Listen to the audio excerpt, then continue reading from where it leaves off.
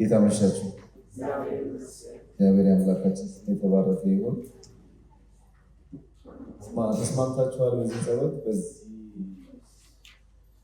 ከዚህ ንግግር፣ ከዚህ እግዚአብሔር ቃል ከመጣ እግዚአብሔር ሐሳብ የሚያልፍ ቀንበር በጌታ በኢየሱስ ስም አይኑረን። ከዚህ የሚያልፍ አይነውና የጸለይን ምን አይነት ሐሳብ ወደ ልብ ይመጣል? እንትን አለ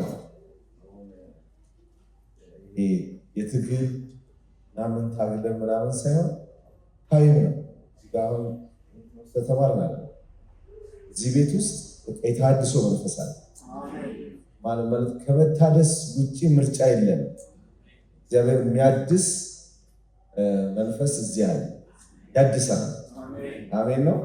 እኛ ደግሞ በቃ ለመታደስ በሚሆን መንፈስ በዚህ ያለን እግዚአብሔር የተባረከ ይሁን።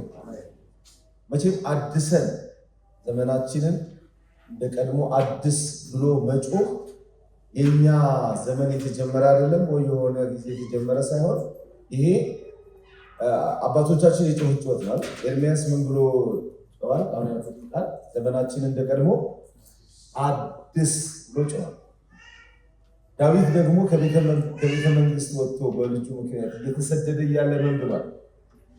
መልሰው ታቦቱን ይዞ ሲመጡ መልሰው እግዚአብሔር ከራራልኝ ድጋሚ ማደሪያውን ያሳየኛል ማለት በቃ ተስፋ አደርጋለሁ ድጋሚ ማደሪያውን አያለሁ።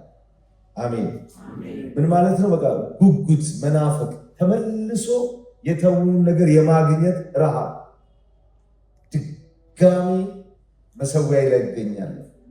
ድጋሚ ያለምንም ነገር አምልኮ ይቀጥላል።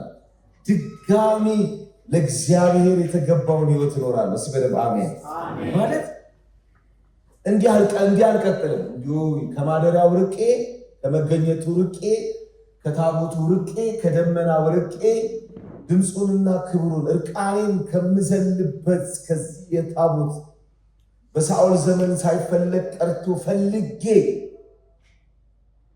ጮኬ ስሳሳት እንደገና ታርሜ ወደ ማደሪያው የመለስኩትን ታቦት እንደዚሁ ተራርቄው አልቀርም። ድጋሚ አይዋል፣ ድጋሚ በፊቱ ዘላለሁ። ሲበደብ አሜን። ድጋሚ አመልከዋለሁ፣ ድጋሚ አከብረዋለሁ። ድጋሚ በሉ ባካችሁ። በቃ ድጋሚ መልሼ ክብሩን አያለሁ፣ ወደ ማደሪያው ጠጋለሁ። በጌታ በኢየሱስ ክርስቶስ ስም ይሄ ረሃብ ነው የሚገባብን። ልጆቻችንን ያንሳስ። ይሄ ረሃብ ነው የሚገባብን። ይሄ ትምህርት ጊዜ ነው እያላስብ እግዚአብሔር ግን መንፈስ ያካፍለናል። ረሃብ ይገባብናል። በቃ በጌታ በኢየሱስ ስም እንዲሁ አልቀርም። ድጋሚ ሌሊቱን ሙሉ ወደማድርበት ጸሎት እገባለሁ። ተንበርክኬ ወደማልነሳበት ህይወት እመለሳለሁ። ሰውን ከልቤ ወደምወድበት ህይወት እመለሳለሁ።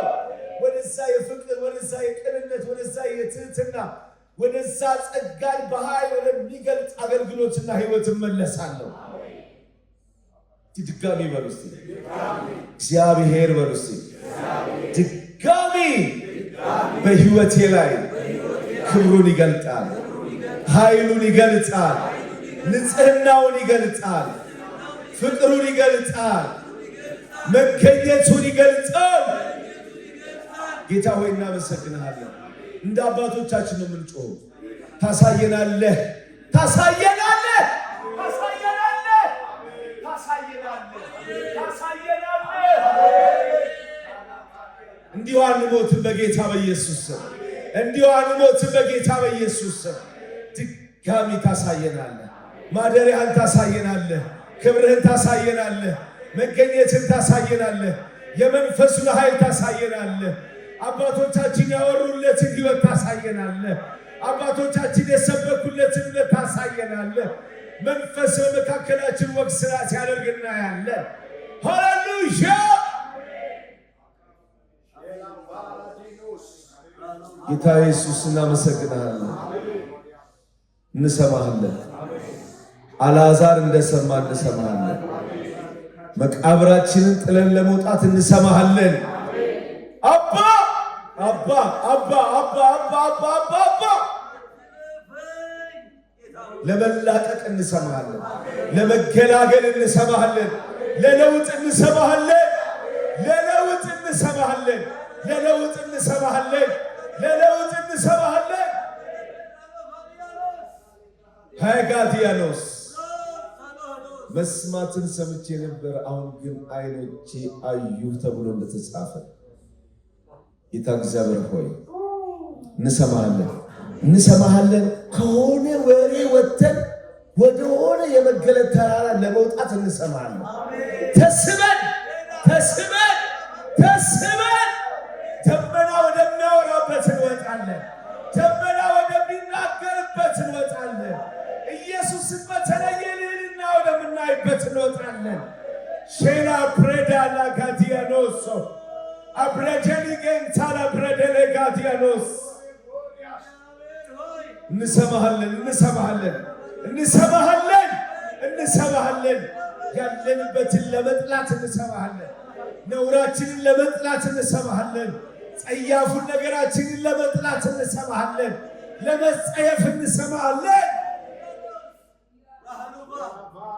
የእግዚአብሔር ልጅ ኢየሱስ ተናገረ። ድምፅህን እዚህ ጉባኤ ላይ በኢየሱስ የወደቀ ይሆን። የሚታይ ድምፅ፣ የሚዳሰስ ድምፅ፣ የሚታይ ድምፅ፣ የሚታይ ድምፅ፣ ዞር ተብሎ የሚፈለግ ድምፅ በጌታ በኢየሱስ በላያችን ላይ የወደቀ ይሆን፣ የወደቀ ይሆን።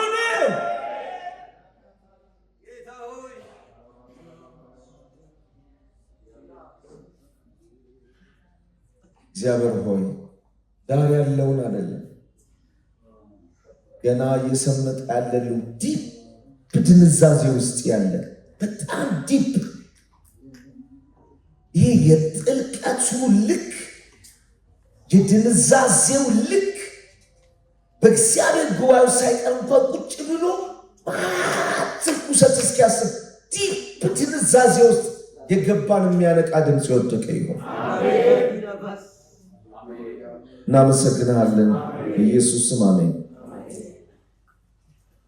እግዚአብሔር የተባረከ ይሁን። እግዚአብሔር ያድሳል። እኛ ለመነሻ ምክንያት ቢሆን ነገር እናገራለን። ራሱን ያለ ምስክር ስለማይተው ዛሬም ከነህምያ መጽሐፍት ውስጥ ይህንን ተሐድሶ እናያለን። በዛ 2 ቀን ውስጥ 2 ወይ 3 ነገር አይተናል። ተሐድሶ ያስፈልገናል፣ እውነት ነው። ታዲያ ለመታደስ ምን ማድረግ አለብን? የኛ ድርሻ ምንድን ነው ብለን ስንመለከት አንዱ ያየነው የመጀመሪያው ነገር ምንድን ነው? መውደቃችንን ማወቅ አለ። ተነጋግረናል አይደል? ሁሉም ሰው የሚጮኸው ስልኩ የተሰረቀበት ቦታ ሳይሆን ስልኩ የተሰረቀበት መሰረቱን ያወቀበት ቦታ ነው የሚጮኸው ብለን። ስለዚህ ለመጮህ ማወቅ ወሳኝ ነገር ነው። ስልካችን ኪሳችን ውስጥ ያለ ስለሚመስለን በሰላም እንኖራለን፣ ግን ፈተሽ ስናረግ የለም። ለዚህ ነው ፈተሽ የምናደርገው ህይወታችን አይደል? ፈተሽ ስናረግ እንላለን። የጣልነው ዛሬ ሊሆን ይችላል፣ የዛሬ ዓመት ሊሆን ይችላል፣ ግን እንጮሃለን። ስለዚህ ማወቅ መሰረታዊ ነው። ማወቅ አለ። ወዴት እንደወደቅ ካወቅ የሚለውም ዮሐንስ ራእይ። እንደገና ደግሞ እውር መሆንንም እወቅ፣ ራቁታም መሆንንም እወቅ። እነዚህ የተሐድሶ ጥሪዎች ናቸው። 7ቱ ቤተክርስቲያን ታውቃላችሁ፣ የተሐድሶ ጥሪ የተመለሱ የታደሱ ጥሪ ነው። ከተሐድሶ ጥሪ ውስጥ ደምቆ የሚወጣው ነገር ምንድነው? የት እንዳለ ወቅ፣ እንዴት እንደሳት ወቅ ነው፣ እንዴት እንደወደቅ ወቅ ነው። ማወቅ ነው የመጀመሪያው የተሐድሶ ምክንያት ማወቅ። እሱ ነው ብርሃን፣ እሱ ነው ጩኸት ውስጣችን የሚፈጥረው። እየየ ብለን የምንጮህ ማልቀስ የምንጀምረው ያን ጊዜ። ስለዚህ እንወቅ ብለናል። ሁለተኛ ምንድን ነው ያነሳነው? ካወቅን በኋላ እንዴት አደረገን ብለን ስናስብ ነህምያ ምን አደረገ? አዘነ። የጠለቀ ሀዘን ውስጥ መግባት አለ። ለጣልነው ለጠፋብን ለወደቀብን ነገር እንደ ማህበር እንደ ቸርች እንደ መሪ እንደ ሙሉ ጊዜ አገልጋዮች እንደ መዘምራን እንደ ጸሎት አገልጋዮች እንደ ዲያቆናት በተለያየ አገልግሎት ዘርፍ ውስጥ ያለን ሰዎች ቁጭ ብለን ራሳችንን አይተን እኛ ኳየሮች እንዲህ አልነበርንም። ድሮ ስንጾምም ስንጸልይም ጌታን ፊትም ስንፈልግ ለአገልግሎታችን የነበረን አክብሮት በሰዓት መተን የነበረን ትጋት የነበረን ናፍቆት ለማገልገል የነበረን ይሄ የልብ ጉጉት ዛሬ ግን እንደዛ ያደርጋለን። ዛሬ እሱ ነገር በሙሉ ከውስጣችን ጠፍቶብናል ብለን ስናስብ ምንድን ነው የምናደርገው? እንቆጫለን፣ እናዝናለን። ለምን እንደዚህ ሆነ? ያውን በዘመን ፍጻሜ ቀኑ ቀርቦ ሳለ ሞር ትጋት ልናሳይ ሲገባ ለምንድን ነው እንደዚህ የደረሰሰው? ለምንድን ነው እንደዚህ የሆነው? ለምንድን ነው ለወንጌል የነበረን ናፍቆት የጠፋው? ለምንድን ነው ሳልመሰክር አደርኩ ወይኔ ዛሬ ብለን ንስሐ እንዳልገባን ሁሉ ሳልመሰክር ዓመት የሞላን? ለምንድን ነው ማለዳ ሌሊታችንን ተንበርክከን ስንጸልይ? እኔ በጌታ ፊት ነው የምነግራችሁ፣ እንደሱ አይደለም ግን ለመተኛ ጸልያለሁ። ጸሎት ላይ ነገ ጠዋት አገልግሎት አለ። ስለዚህ የጸለይኩኝ መጨረስ አቃተኝ።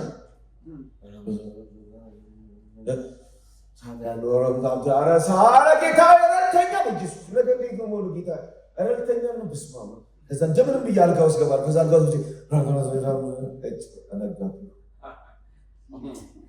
ይህ ህይወት ጠፍቶ ህይወት አተን ዛሬ ለመጸለይ ነው የምንጸልይ ነው። እንደዚህ ስንሆን ቁጭት ውስጣችን ይፈጥራል፣ ያናደናል። ድሮ አንድን ሰው ይቅርታ ሳላደር አንድ ቀን ማደር የማንችል ሰዎች ተጣልተን አብረን ማገልገል መቻል። አሁን እንደዚህ እየዘመኑ ዘማሪዎች አበዛው እንደዚህ ሲነካኩ እንደዚህ ሲገፋፉ እንቅስቃሴ ይመስላችኋል፣ ግን ንዴትም ነው። ምን ሆነን ነው ግን እንደዚህ የሆነው? ምን ሆነን ነው ከቂም ጋር ከጥላቻ ጋር አብረን መኖር ማደር እንዴት ቻልንበት? በድንጋይ እየተወገረ ይቅር በላቸው የሚል መጽሐፍ እያነበብን በምላስ ተናገረችኝ ወይ ተናገረኝ ብሎ እንደዚህ አቂሙ ውስጣችን አርግዙ እንዳሉ እንዴት መኖር ቻልንበት? ጌታ መጣ ነው። ይህንን ከእናንተ መማር ፈልጋለሁ እንዳለ ጳውሎስ ይህንን ኬት ነው ያመጣ ነው? ማን ያስተማረ ነው? ወይ አዳምን ማን ነገራ ነው? ማን ነው ይህንን ሹክ ያለን? ማን ነው ይህንን ነገር በዚህ ብትኖር ችግር የለም ያለን? እንደፈለግን እየኖርን አገር መድረክ ለመድፈር አገልግሎት ለመድፈር ምናምን እንደዚህ አይነቱን አቅም ማን የሰጠን? ማን ያስተማረን? አልኮ ከባድ ነው። ዛሬ ብዙ ነገር ማንሳት ይቻላል። ግን ምንድነው እንትኑ አወቀንሽ እንደዚህ ሆነንሽ። ግን እንዲህ መሆናችን ግን ምን አይነት ስሜት ፈጠረ? ኖርማል ካደረገ ነው ከባድ። ለትዳራችን ክብር ነበረ፣ ለቤት ነት አገልግሎት ክብር ነበረ፣ ለቸርች ክብር ነበረ። ገንዘብ ለመስጠት እኔ ምን ሆነ መሰለህ? እኔ 11 ያክፍል ምናምን 12 ያክፍል እያለሁ ነው 13 በጣም ነው ታማኝ ነኝ። የሆነ ጊዜ በጣም ቀረብ የሆነ ብር አገኘሁ። እንደሱ አይነት ብር አርቆኛል። ብሩን ሳገኘው 14 መስጠት አለብኝ ከሱ ብር ላይ እንዲህ ስንቀጠቀጥ ታየኝ። በዛ ጌታው ማለት በዛ ከዚህ ላይ አስራት ያው ደስ አይልም። ለካ ከ2000 መስጠት ከ5000 መስጠት ከ10000 1000 መስጠት ቀላል አግኝተኛ 15000 1500 ስንሰጥ ምንም አይደለም። ሲበዛ ለካ ይጨንቃል። አንቀጠቀጠኝ። ምክንያት ፈለግኩ ለበላው ብሩ መስራት እኔ ራሴ እኮ አገልጋይ ነኝ ምናምን አልኩ። ሌዊም ይሰጣል ይለኛል። ጥቅስ ፈልጋለሁ ልበላት ነው። ምን ሆኜ መሰለህ?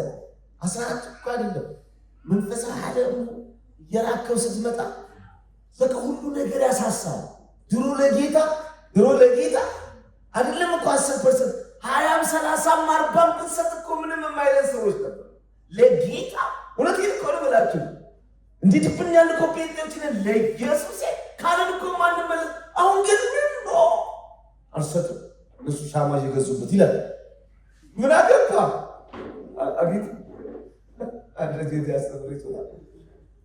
ጥሩ ነው እኮ ስላሳት ያስተማር ከዛሬ ደስ ብሎኛል አለ።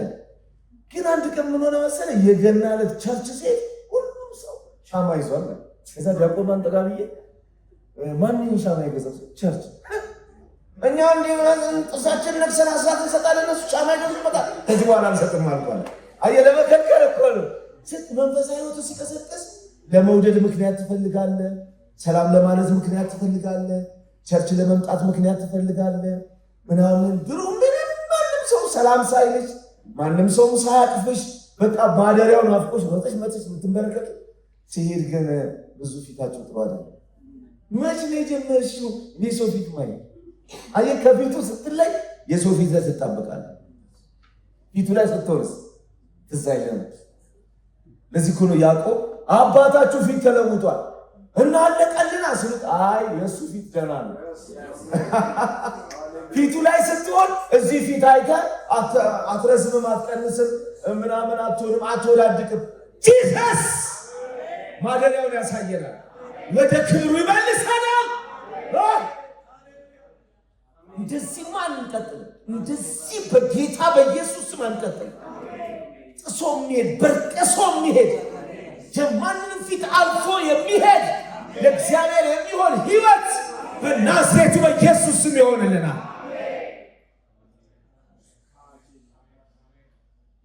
ለማንኛውም አስራቱን ከፍያለሁ። አይዟችሁ ከፊት ያው መጀመሪያ ላይ ከፋፍዬ ልስጥ ጌታ ያለ በኋላ ሲገባኝ ግን መንፈሳዊ ያለ ያለ ሲመጣ እንደሱ ነው።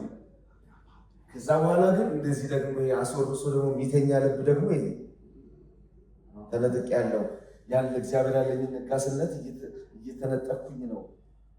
ግብዞኝ ተነጥቅ ያለው ባላችሁ እንዳሏሽ መድረክ ላይ እየተነጠቅኩ ነው። አይን ያየው ለዚህ ምድር ማለት እንጂ ሰስ ነው። ከዚህ በላይ ነው ጌታ ለኔ ጌታ ከዚህ በላይ ነው። የልጅነቴ ተማሪ ሆኜ በፊቱ የጀመርኳትን ሕይወት በርጅና የማልጥለው ጉልበት እንደ እድሜ ነው አይደለም። ኃይል እየጨመረ ነው የሚሄደው ነው እንጂ እያነሳ አይደለም የሚሄደው። ስለዚህ ያጣነው ነገር ላይ ቁጭት ሊገባን ይገባል። ይሄ የሳሳ ያለው ልባችን ላይ መቆጣት መቻል አለብን ብለን ማዘን መቻል አለ። እምቢ ማለት መቻል። ያንን እምቢ ያሉ ሰዎች ናቸው የምድርን ታሪክ የቀየሩ። እምቢ ያለው ጌዲዮን ነው።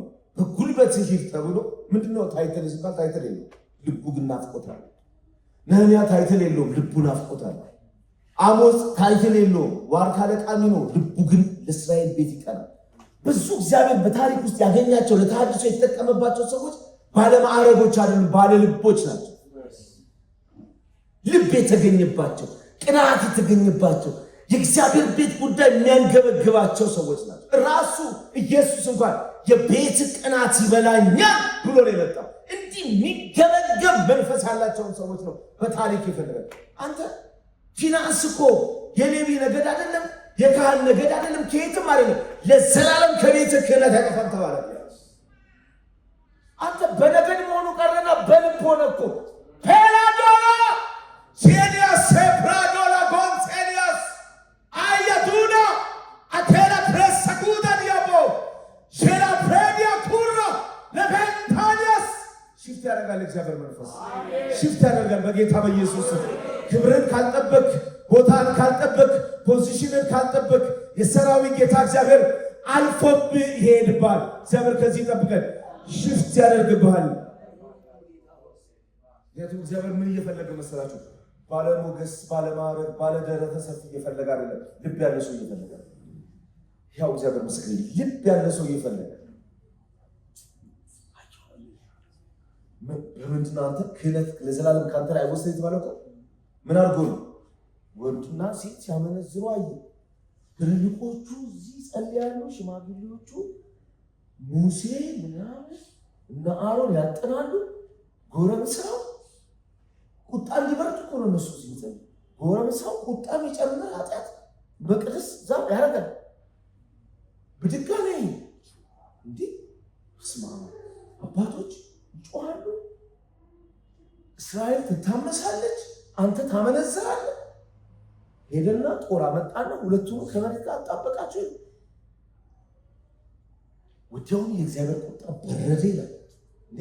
የእግዚአብሔር ቁጣ የበረደው ሰው ስለሞተ ይመስላችኋል? 14,000 ሞታል። ከሱ በፊት ሬሳ አይደለም ቁጣውን ያበረደው፣ ልብ ነው ቁጣውን ያበረደው። ልብ አገኘ እግዚአብሔር። ዞር ሲል አየው የሚንገበገብ የእግዚአብሔር ቤት የሚንገበገብ የሚቆጭ የሚጮህ ልብ ያለው ሰው አገኘ። ጠራው። አንተ ክህነት ለዘለዓለም ከቤት አይወጣ። ደም አይደለም አለው፣ ስጋ አይደለም፣ አጥንት አይደለም፣ ይሄ ጉዳይ የዘር አይደለም አለው። ምንድነው ታዲያ? ልብ ውስጥ ያለ ጃቱን ልባችሁ ዘጫ የዋ ሁኑልኝ እንደዚህ ጫና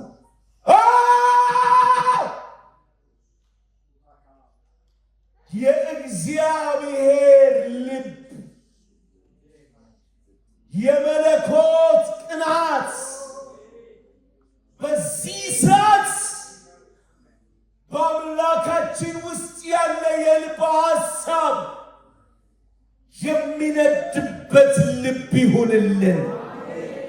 የሚቃጠል ልብ ይሁንልን። ልቡን ልባችን ውስጥ ያገኘው ይሄ ልብ በልቡ ይወረስ። ሰማይ የናፈቀው ነገር እዚህ ልብ ውስጥ ይገኝ። ረፍት፣ ሰማይ ረፍት የሚሰጥ ልብ በጌታ በኢየሱስ ስም ይሆንልን። የእግዚአብሔር ቁጣን የሚያበርድ ልብ፣ ቁጣን የሚያበርድ ልብ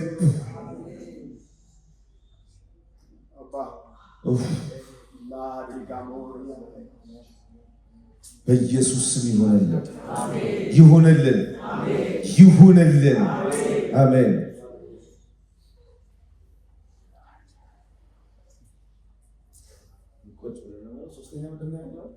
ንጹህ እንጸልይ ይላል። ለእናንተ እሱም ብዙ አልተናገርኩትም። እንግዲህ ጾምና ጸሎት አዋጅ ነው።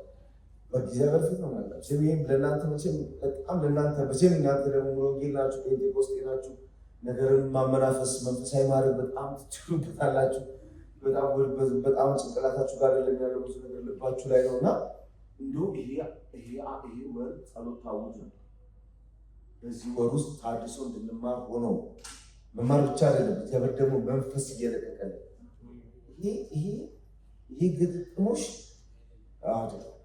ይሄ መለኮታዊ ዲዛይን የተደረገ እግዚአብሔር መለኮታዊ ሀሳብ። ማንም ሰው ቢሆን እዚህ ጋር ቢሆን ከዚህ ውጭ ሌላ ነገር መሆን አንችልም። ስለዚህ እናውቃለን፣ ባወቅነው ነገር ላይ እንጮሃለን። የጮህን ራችን ላይ በር እንዘጋለን፣ እንጾማለን፣ እንጸልያለን። አሜን። ሶስት ነገር አይተናል። አራተኛ ዛሬ እናያለን።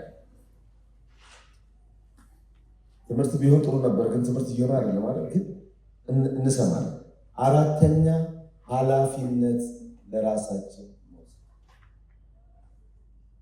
የተሐድሶ ሰው ኃላፊነት የሚወስድ የተሐድሶ ሰው ኃላፊነት ይወስዳል እንጂ በሌሎች ላይ አያመካኝም። እዩት ነህምያ ምዕራፍ 1 እኔ ባሪያ አለ ቁጥር 6 ጀምሮ እኔ ባሪያ ዛሬ በፊት ስለ ባሪያዎች ስለ እስራኤል ልጆች ሌሊትና ቀን የምጸልየውን ጸሎት ሰማ ዘንድ ጆሮች ያድምጡ፣ ዓይኖች ይከፈቱ፣ በአንተ ላይ ያደረግነውን አጠቃሉ የእስራኤል ልጆች ኃጢአት እናዘዛለን ካለ በኋላ መናዘዝ ሲጀምር ምንድን ያለው? እኔና የአባቴ ቤት በድለናል። እኔ በሉ አሁን ነህምያ ጸሎት ሲጀምር የመጀመሪያው ያደረገው ነገር አወቀ። ችግር እንዳላወቀ እንደፈራረሱ አወቀ። ሁሉ ነገር እንደተበላሸ አወቀ። ቀጥሎ ያደረገው ነገር ምንድነው? አዘነ፣ ተቆጨ። ሶስተኛ ምን አደረገ? ጾምና ጸሎት አወጀ። አራተኛ ለተፈጠረው ችግር፣ ለጉስቁልናው፣ ለውድቀቱ፣ ለሆነው ነገር ሁሉ ኃላፊነት ወሰደ። የመጀመሪያው ተጠያቂ እኔ ነኝ። እኔ ለማዲስቱ ጥሩ ነው ያስቀምጣል። እኔ ከዛ የአባቴ ቤት ከዛ የእስራኤል ሕዝብ መጀመሪያ ማን? እኔ ከዛ የኔ አባቴ ቤት ከዛ የእስራኤል ሕዝብ በደለና የተሐድሶ ሰው ተሐድሶ በራሱ ሕይወትና በትውልድ መካከል ለማምጣት የሚነሳ ሰው አንዱ ባህሪ ኃላፊነቶች ናቸው። ከሳሽ አይደለም፣ በሌሎች ለሚያሳብብ አይደለም፣ ለውድቀቱ ምክንያት የሚፈልግ አይደለም። እነንትና እሱ ምንድን ነው ጠጅ ሰለፍ እስራኤል ራሱ እኮ በቅጡ አያውቃትም እኮ ባይዘ እሱ እኮ እዛ አልተወለደም አያውቅም።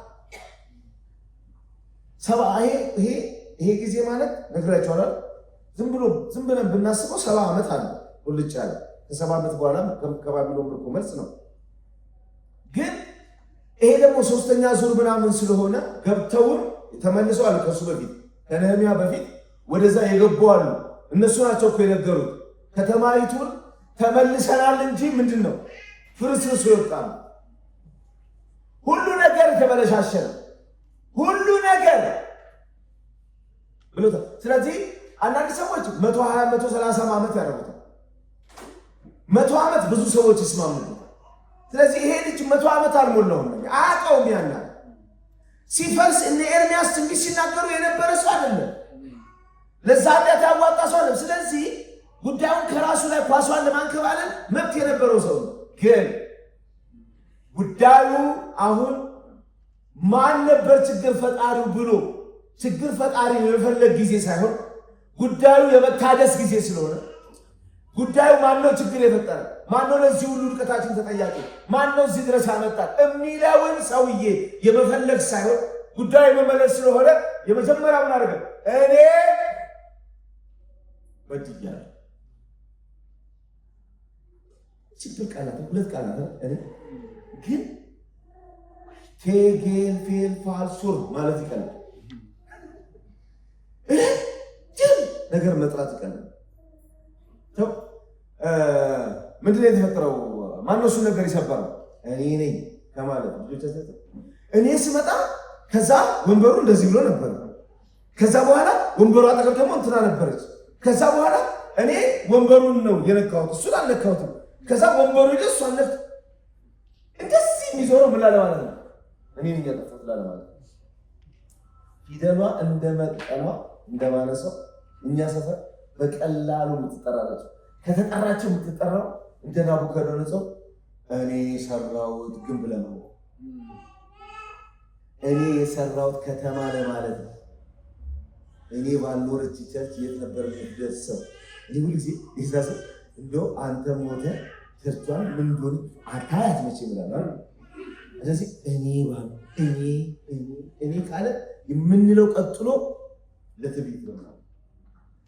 እኔ ግን ብሎ ኃላፊነት ለመውሰድ ተጠያቂ ለመሆን ግን በጣም ይቸግራል።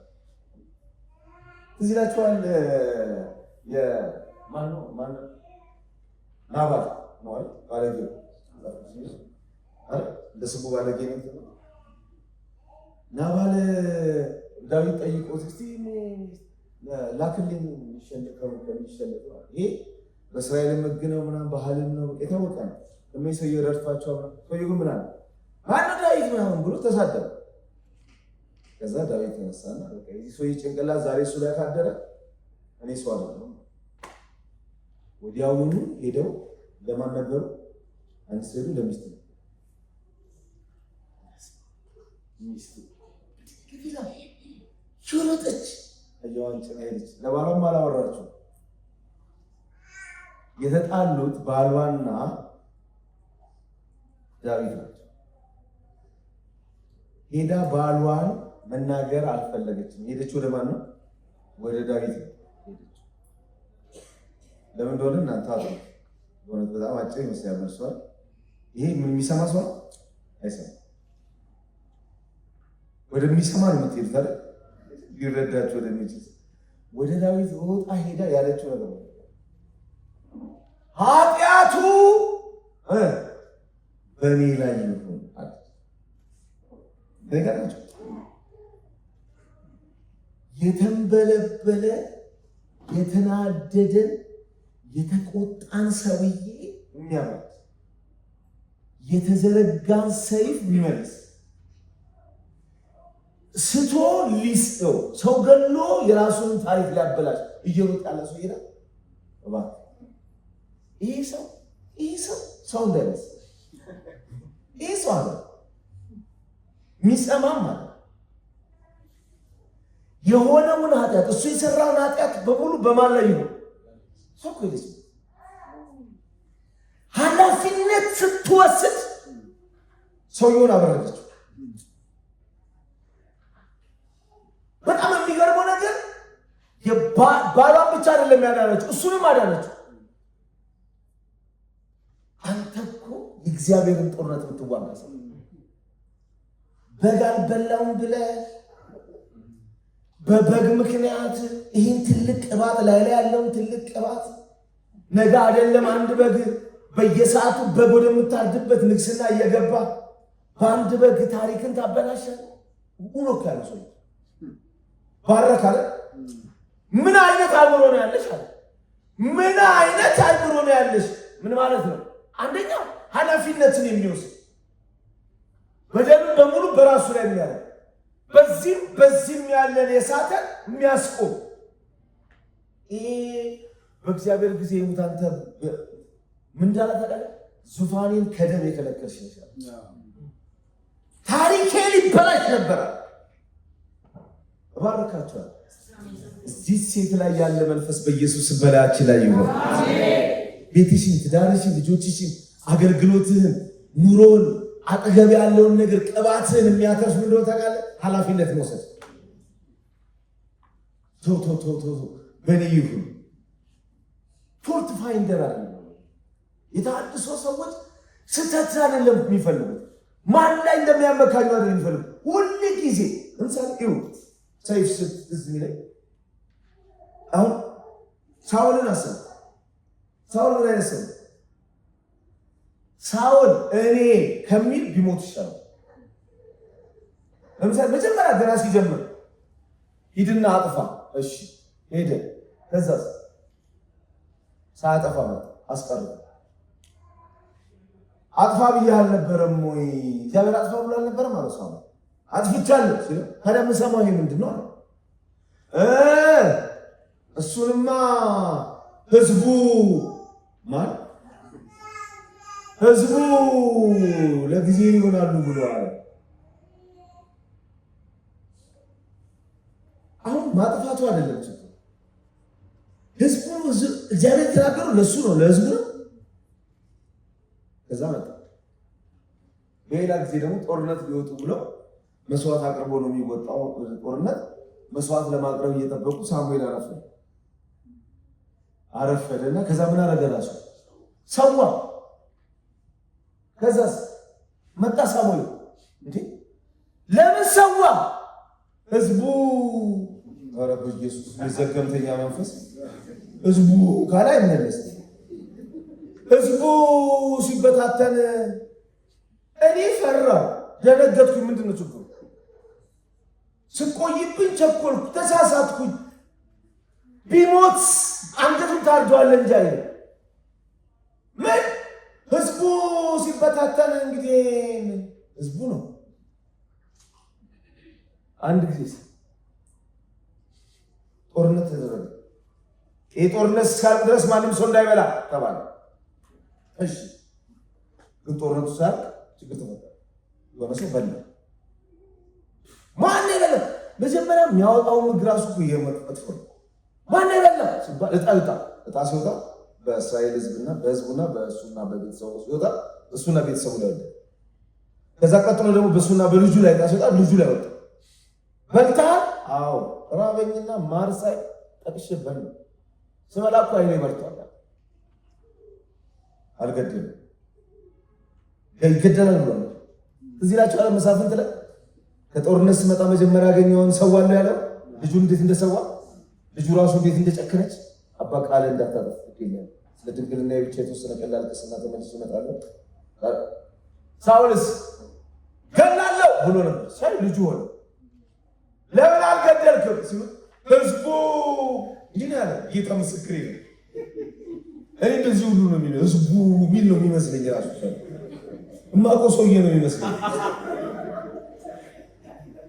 ምንድነው ሲሉ ህዝቡ በድል ቀን ሰው አይሞት አለ። በጌታ በኢየሱስ አንድ ቀን እኔ ሳይ ህዝቡ እንዳለ መጨረሻ ላይ ራሱ ሟርተኛ ቤት ተገኘ። ሳሙኤልን አስነሽልኝ የሚል ሟርተኛ ቤት ተገኘ። የጨረሳቸው ሟርተኛ ቤት ሬሳ ሰፈር ድምፅ ፍለጋ ተገኘ። ምን ሆኖ እድሜውን በሙሉ ኃላፊነት ተራቆ የርግማን የተሰበረ አሜን። ነገርን አጓጉል ነገር ውስጥ እንዳይከት ሰበበኝነት ዛሬ በኢየሱስ ስም የተራገፈ ይሆን። ሌላው ላይ የሚጠቁም ሌላውን ሼፕራሃዲያኖስ ሼላ ብረደለ በጋንሳሎዲያኖስ የሆነ የክስ ፋይሎች በጌታ በኢየሱስ ስም የተቃጠሉ ይሆናል። ሌላው ላይ ማመካኘት፣ መካሰስ አንተ በጣም መጥፎ ነው። በኢየሱስ ስም አይደረግም። የአንተ ኃላፊነት ውሰድ። በቃኒ ቀጭላለ በል ሁሉን ነገር ሰው ላይ ያሳብን ይችላል። ይሷናት እሱ ግናርገውኝ ነው ፊታቸው ነው አጥንታቸው ነው። በኢየሱስ ክርስቶስ እኔ ነኝ። ምንድን ነው ችግሩ? ሰው እድሜውን በሙሉ እኔ ሳይል ሞት ያ ነቢይ ሳይሆን በነቢያት ጉባኤ ተኝቶ ትንቢት ሲል በመናገር የጀመረ ሰው ሲጀምር እኮ በክብር ሲጀምር መንፈስ ወድቆበት የጀመረ ሰው አጨራረሱ ምንቱን አላውቅም። በኢየሱስ ክርስቶስ የሆነ ነገር ያገኘኛል። ኧረ በጨረሻ የሚሰብር ነው እሱ። በኢየሱስ ስልጣን ከሰው አንገት ላይ እጅን አንሳ። ያንተ ኃላፊነት ውሰድ። በኢየሱስ ክርስቶስ እንጂ ምንድን ነው? በቃ ይኸው ሳውል አለ። በቃ አንተ አንፈልግም። አንተ ምሳሌ እንድትሆን በቃ አንፈልግም። እንዲህ አልቻለም። በቃ አለ ሳውል አለ። በቃ ይኸው ጀምሮ አጨራረሱ ውርደት ሆኗል። ኃላፊነት አንተ እኔ ብለህ ዳን። ኧረ አሜን በሉ ይባካል። አንቺም እኔ ብለሽ ዳኒ። እኔ በኢየሱስ ስም ኃላፊነት ወስጄ መዳን ይሁንልን እባካችሁ። በዛ ክብር የጀመረ ሰው መጨረሻ ላይ ሄዶ ስርቻ ውስጥ እንዴት እንደሞተ ራሱ ስታስቡ በጣም ነው የሚያሳዝነው። ሜዳ ላይ ያ የጦር ሰው ሜዳ ላይ ሞቶ ተገኘ። ምንድን ነው ችግሩ? ኃላፊነት መውሰድ አይፈልግም። ማነው ኳየሩ እንትና ነው? ማነው ቸርች እንትና ነው? ማነው እንትና ነው? አሁን ዳዊት ሲሆን አንድ ጊዜ መጽሐፍ ቅዱስ ላይ ምንድን ነው የሚለው? የእግዚአብሔርን ሰይፍ የታጠቀ መልአክ ፊቱን ወደ ኢየሩሳሌም አዙሮ ቆሞ አየ። ሰይፍ ይዞ ወዴት እየሄድክ ነው? ዳዊት እስራኤል ኢየሩሳሌምን ልጨፈጭፋት እግዚአብሔር ቀጣም ነው ወዲያው ያለው ነገር ነው። ያጣለ ሰራው እኔ የማይቆጠረውን ሕዝብ የቆጠርኩ እኔ በእግዚአብሔር መታመን ሲገባኝ በሰራዊት ለመታመን ሰይጣን ያመጣውን መነሳሳት ተቀብዬ የማይረባ ያደረኩት እኔ ይህን ስትሆን እኔ ነኝ ያዳፈኛው እኔ ነኝ የበደልኩ እኔ ነኝ የቆጠርኩ እኔ ነኝ ያጠፋው እኔ ነኝ የሰይጣንን ሀሳብ ጎትቼ ወደ እስራኤል ሕዝብ ያመጣው እኔ ነኝ ያዳፈኛው። የእግዚአብሔር ድምፅ ወደቀ ለመልአኩ ምንድን ነው? ሰይፍህን ወደ ሰገባ መልሰው አለ። ሃሌሉያ! መልሰው ለምን? ኃላፊነት መውሰድ የተመዘዘን የሞት ሰይፍ ወደ ሰገባ ያስመልሳል። የተቆጣን ሰው ያበርዳል። የተቆጣን እግዚአብሔር ያበርዳል። ሲበደባሜን በሉ ይባካል። ምድር ላይ ቤተክርስቲያን ላይ ቤታችን ላይ ትዳራችን ላይ ጤናችን ላይ ሚኒስትሪያችን ላይ የወጣን እግዚአብሔርን ሐሳብ የሚከለክል ምንድን ነው? ማለት ኃላፊነት መውሰድ። እኔ ነኝ እንዲህ ነኝ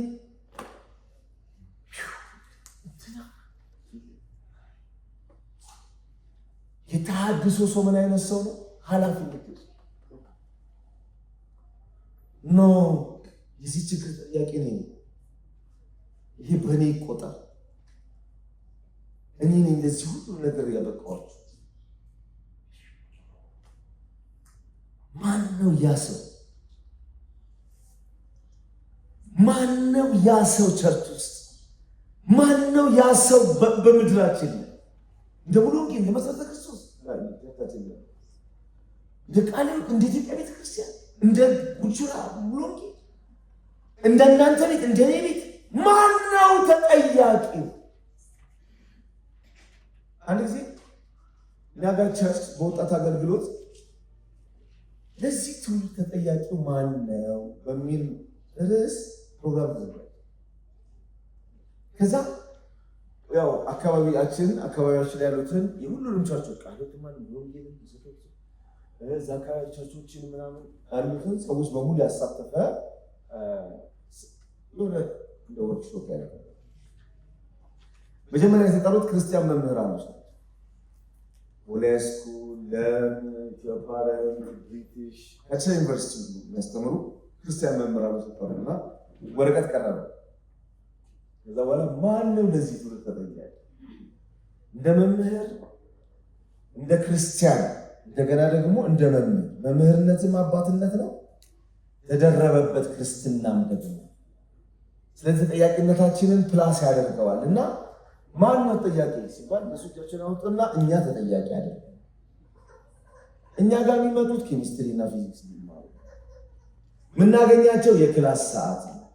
በዋነኝነት የዚህ ትውልድ ተጠያቂ ወላጆችና ቤተክርስቲያን አለ። መጨረሻ ነው ተቀምጠው ነው ርዕሱን ጽፌያለሁ። ለዚህ ትውልድ ተጠያቂ ማለት ነው።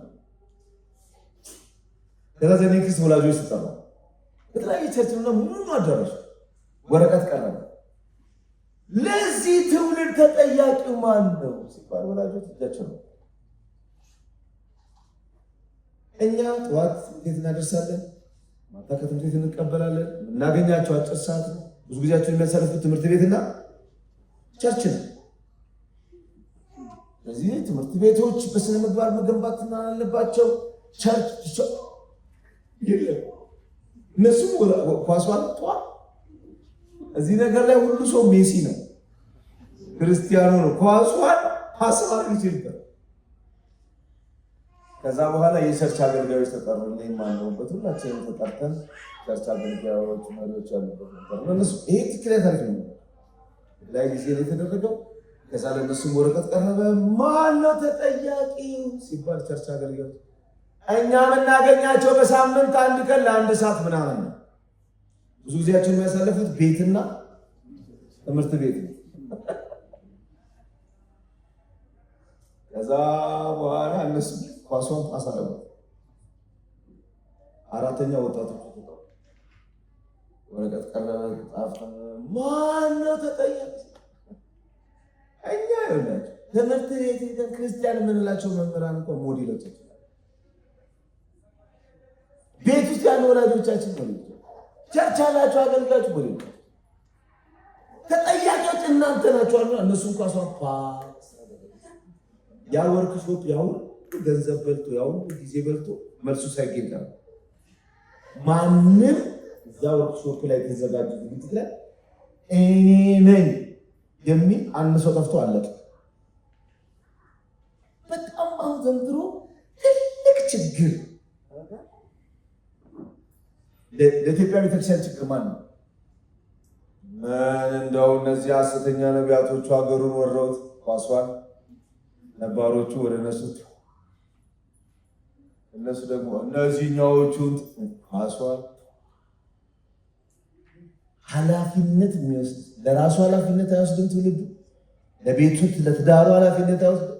ለልጆቹ ኃላፊነት አይወስድም። ለአገልግሎቱ ኃላፊነት አይወስድም። ለሀገር ኃላፊነት አይወስድም። ክስ ነው። ዛሬ ግን እዚህ ቤት ላይ ኃላፊነት የሚወስዱ ሰዎችን እግዚአብሔር ያስነሳል። አይደለም ሁላችንንም ይሄን መንፈስ ያካፍለናል። እስቲ በደንብ አሜን በሉ ባካችሁ። እኛ እኔን ካልን የሰራናትን ከተማ ለማሳየት ሳይሆን እኔ ካልን ኃላፊነት ለመውሰድ ነው። እስቲ በደንብ አሜን።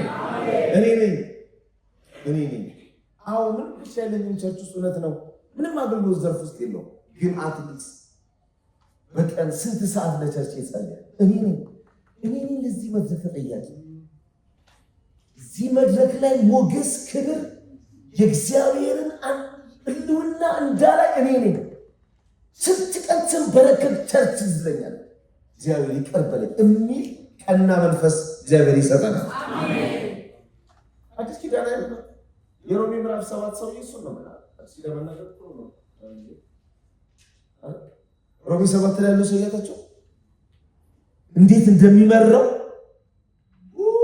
ነው ቆሚ የምፈልገውን አላደርግም የማልፈልገውን አደርጋለሁ።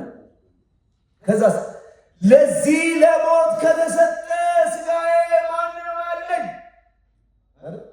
ዘማሪው እንዳለ ምን ይሻለኛል ምን ይሻለኛል ከዚህ ሞት ስጋ ማን ይለየኛል?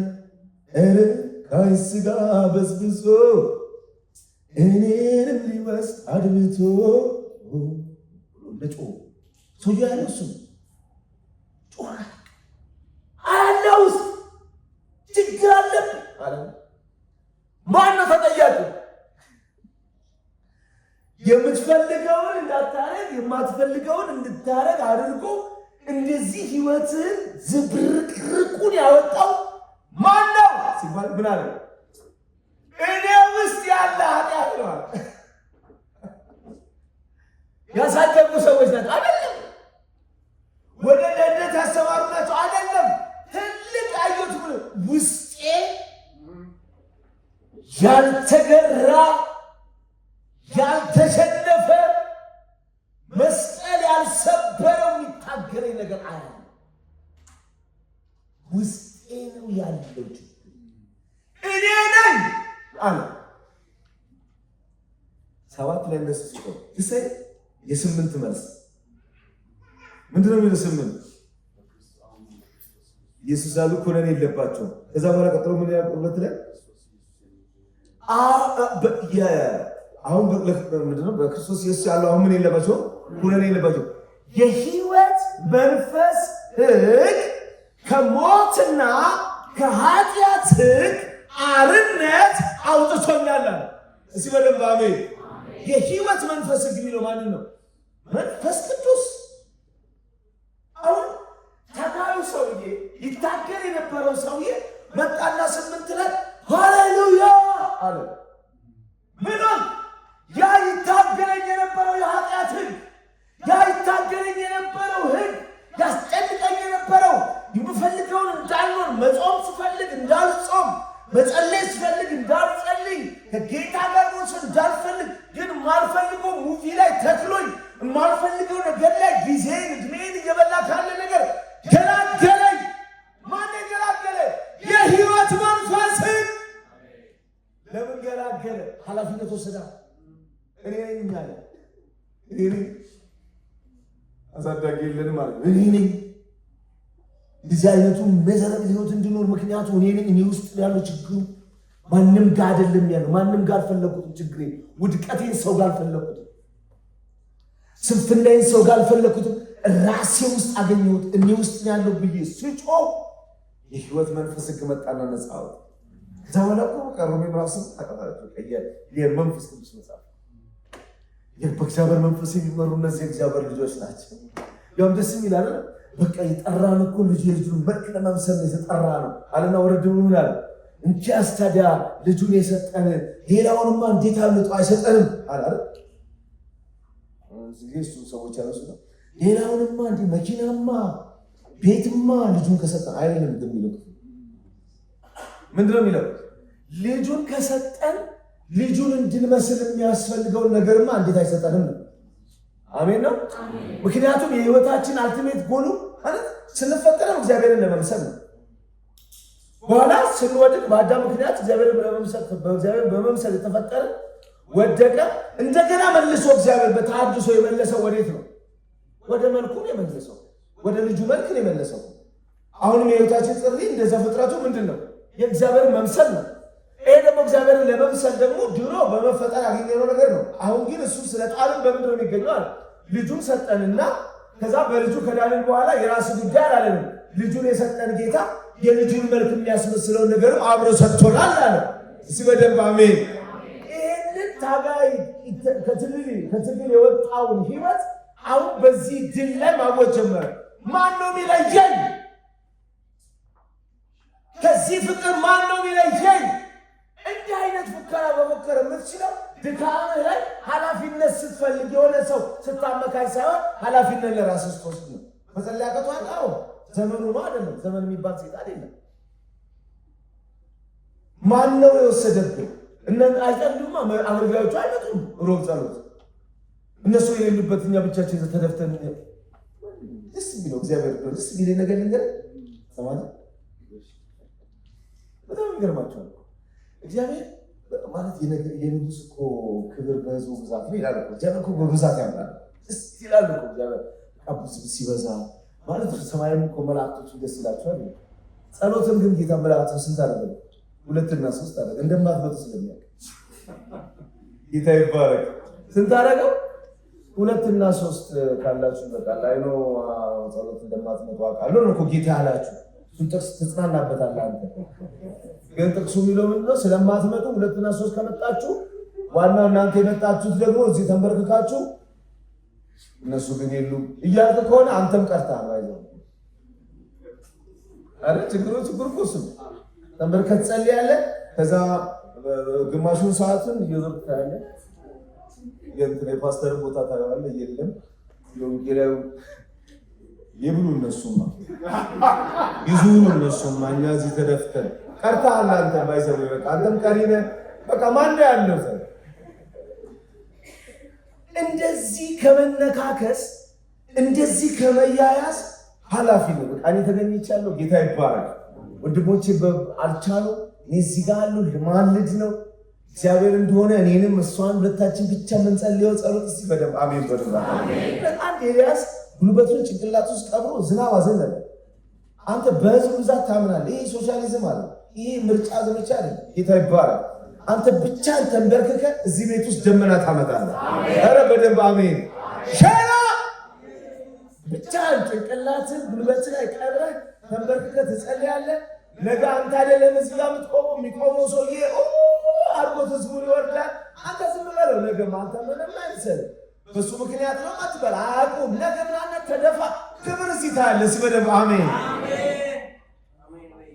እንደዚህ የጨከኑ ሰው ላይ የማይንጠለጠሉ ሰው መጽሐፍ ቅዱስ ምድር ብለው ስትነካከሱ ከዛ ስትበላሉ።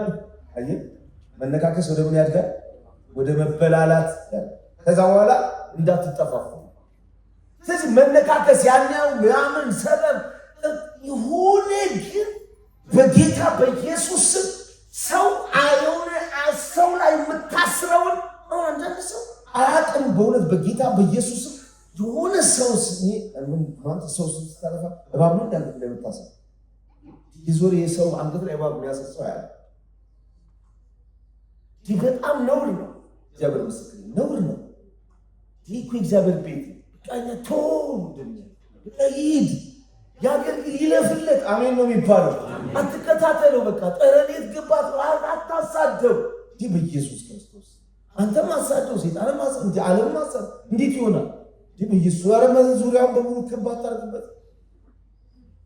ነፃነት በጌታ በኢየሱስ ሰላም እንስጠው ለሰው። እስቲ ወደ አሜን በሉ። ሰላም ያገኝ ሰው በኢየሱስ ውረዱ ከሰው እኔንም ጨምሮ ወደ እንበል እንጸልይ። ኃላፊነት እንውሰድ። አሜን ነው የሚባለው። ምን እንውሰድ እያልኳችሁ ነው? ኃላፊነት እንውሰድ። ኃላፊነት እግዚአብሔር ሁላችንን የሚርዳን። ከዚህ በላይ አልቀጥልም። እዚህ ላይ ጸሎት እናደርጋለን። አሁን ጨክነን የሆኑ